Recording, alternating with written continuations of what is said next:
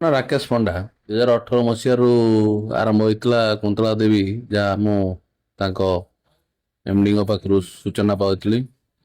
ଆଜି ସବୁ ଜାଗାରେ ଆଲୋଚନାର ବିଷୟ ହେଇଛି ଏଥିପାଇଁ ଯେ ଏ ବର୍ଷର ଯୋଉ +2 ଆର୍ଟ୍ସର ରେଜଲ୍ଟରେ ସେମାନଙ୍କର ପିଲାମାନେ ବହୁତ କୃତକାର୍ଯ୍ୟ ହେଇଛନ୍ତି, ଭଲ ମାର୍କ ରଖି। ଯୋଉମାନେ କି 60ରୁ 65% ମେଟ୍ରିକରେ ରଖିଥିଲେ ସେମାନେ ଏବେ 80% ଉପରେ ରଖିଛନ୍ତି।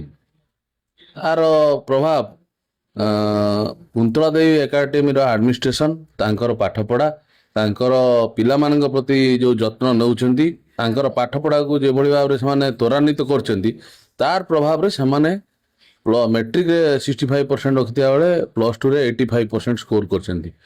ତା ସମଗ୍ର ଯେଉଁ ଭଦ୍ରକ ମହାବିଦ୍ୟାଳୟ ଏଇ ପାଖରେ ଯେତେ ସବୁ କୁନ୍ତଳା ଏକାଡେମୀ ଅଛି ତାପରେ ପ୍ରଭାବ ପକେଇଛି, ପିଲାମାନଙ୍କ ଉପରେ ପ୍ରଭାବ ପକେଇଛି। ପିଲାମାନେ କୁନ୍ତଳା ଦେବୀ ଏକାଡେମୀ ପ୍ରତି ସେଥିପାଇଁ ଅଧିକ ଆକୃଷ୍ଟ ହେଉଛନ୍ତି। ଏହାର ଆଡମିନିଷ୍ଟ୍ରେସନ ଏବଂ ପାଠ ପଢ଼େଇବାର ଶୈଳୀ ଦୁଇଟା ଯାକ ଅତି ଉଚ୍ଚ କୋଟିର। ମୋ ନାଁ ଅଜୟ ନାୟକ, ମୁଁ ତ୍ୟାଗଭୂମି ସାଂସ୍କୃତିକ ସମ୍ମିଳନର ସଭାପତି।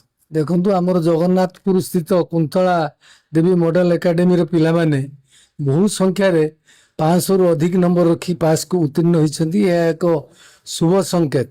ତେଣୁ ଯେହେତୁ ଏଇଟା ଜଗନ୍ନାଥପୁରରେ ଅନୁଷ୍ଠାନଟି ଅବସ୍ଥିତ, ସେଇ ଦୃଷ୍ଟିରୁ ସେମାନେ ମୋତେ ଏଠି ଅତିଥି ଭାବରେ ଡାକିଛନ୍ତି। ମୁଁ ସେଥିପାଇଁ ଖୁସି ଏବଂ ମୁଁ ଆଶୀର୍ବାଦ କରୁଛି କୁନ୍ତଳା ଦେବୀ ଏକାଡେମୀର ଯେଉଁ ପିଲାମାନେ 500 ନମ୍ବର ଅଧିକ ରଖି ଯୁକ୍ତ 2ରେ ପାସ୍ କଲେ, ଆଗାମୀ ଦିନରେ ଭବିଷ୍ୟତରେ ସେମାନେ ଯଦି ଏଇଭଳି ମନ ଦେଇକି ପାଠ ପଢ଼ିବେ, ନିଶ୍ଚିନ୍ତ ଭାବରେ ସେମାନଙ୍କର ଭବିଷ୍ୟତ ଉଜ୍ଜଳ ହେବ। ଏଇଥିପାଇଁ ଭରସା କରିବେ ଯେ ଏଥିରେ ଅଧିକାଂଶ ପିଲାମାନେ ଯେଉଁମାନେ ମେଟ୍ରିକୁଲେସନରେ 320-25 ନମ୍ବର ରଖୁଛନ୍ତି, କିନ୍ତୁ +2ରେ ସେମାନେ 500ରୁ ଅଧିକ ନମ୍ବର ରଖୁଛନ୍ତି ଅଧିକାଂଶ ପିଲା।